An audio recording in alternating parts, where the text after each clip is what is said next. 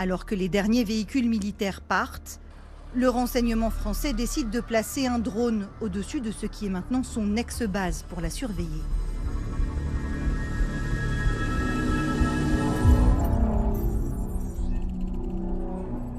Et à peine 12 heures plus tard, il repère des pick-up suspects.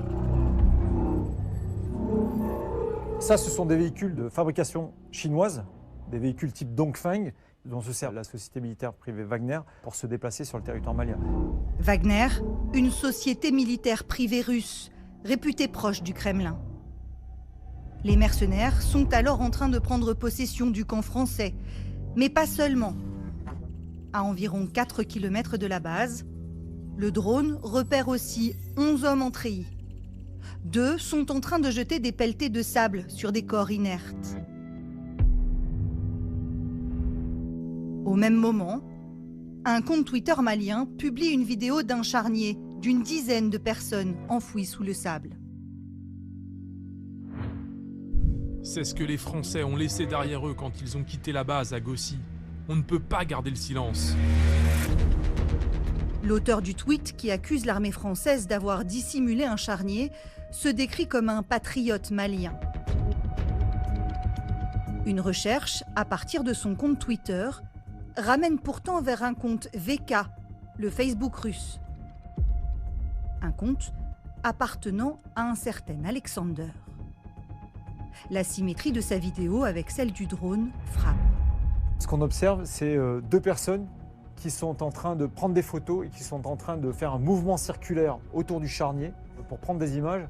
Ce qui est une preuve supplémentaire, c'est quand on met en parallèle ces vues aériennes, où on voit ces gens tourner et prendre des photos, avec ce qui est mis en ligne sur Twitter par le faux compte russe, où on voit exactement le même mouvement, mais pris du sol.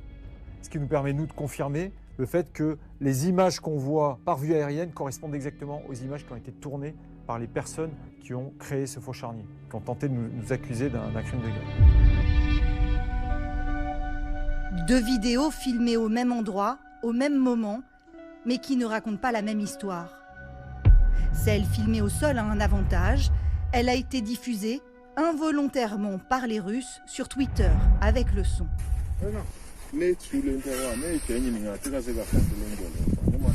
On entend 2 Maliens chargés d'ensevelir les corps. On comprend à travers leurs échanges en langue bambara qu'ils doutent de la version que leur ont fournie les mercenaires russes. Je crois pas à ce qu'ils nous racontent. Je suis saoulé par leur attitude. Tu ne creuses pas assez. Les corps doivent être bien recouverts. Ils parlent sans crainte d'être compris par les autres hommes en treillis. Impossible de déterminer la couleur de peau de ces derniers. Mais pour l'état-major français, il n'y a aucun doute. Ce sont des hommes de Wagner. On a un recoupement de renseignements qui nous permettent d'affirmer sans aucune hésitation que la société militaire privée Wagner a participé à cette mise en scène, voire l'a organisée.